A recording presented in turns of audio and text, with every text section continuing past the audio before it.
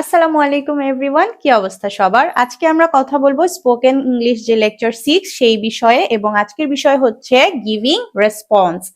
আগের ক্লাসে আমরা শিখেছি যে কিভাবে আমরা ফিডব্যাক নিতে পারি বা আস্ক করতে পারি।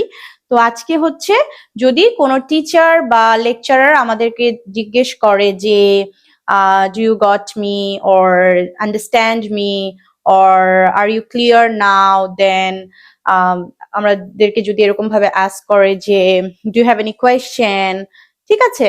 তো সেই ক্ষেত্রে আমরা কিভাবে তাকে রেসপন্স করতে পারি সেটার জন্য হচ্ছে আমরা এখানে 10টা নতুন ওয়ে আছে to clear our doubts or to give our response, ঠিক আছে? সো আমরা এভাবে বলতে পারি। ফার্স্ট যেটা হচ্ছে ভেরি কমন, এটা আমরা ফ্রিকোয়েন্টলি ইউজ করে থাকি, ইয়েস স্যার, নো স্যার, ঠিক আছে? সো এখন থেকে আমরা ইয়েস স্যার, নো স্যার বলবো না, আমরা একটু ডিফারেন্ট সেন্টেন্স ইউজ করার চেষ্টা করব। যেমন সেকেন্ডটা হতে পারে এরকম, I haven't got you sir. আমি স্যার আপনাকে বুঝতে পারিনি, লাইক আপনি যে কন্টেন্টটা বলছেন সেটা আমি এখনো বুঝিনি। সো সেখানে আমরা এভাবে আস্ক করতে পারি যে I haven't got you sir.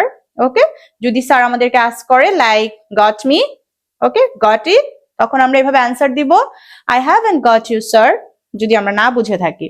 ওকে, আর যদি বুঝে থাকি তাহলে কি বলবো? Yes I have got you sir. Okay, then I am clear now. Okay, যদি টিচার আমাদেরকে আস্ক করে যে do you have any question or do you clear now, okay, তখন আমরা বলবো ইয়েস আই এম ক্লিয়ার নাও।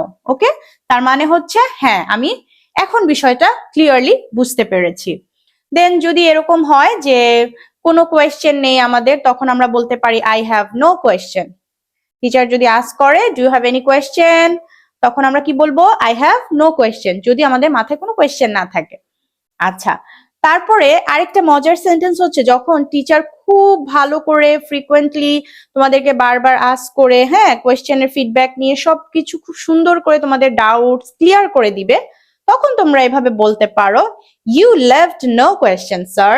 মানে আপনি কিন্তু কোনো কোয়েশ্চেনই রাখেননি, সব আমাদের ডাউটস ক্লিয়ার করে দিয়েছেন। ওকে, দেন আমরা যখন টিচার বোঝাবে, আবার আমি কোয়েশ্চেন করলাম, সেই অ্যান্সার দিল, তখন আমরা এভাবে বলতে পারি oh okay or now I see, alright, এভাবে আমরা ফিডব্যাক দিতে পারি। দেন আমরা বলতে পারি যে now it's clear to me.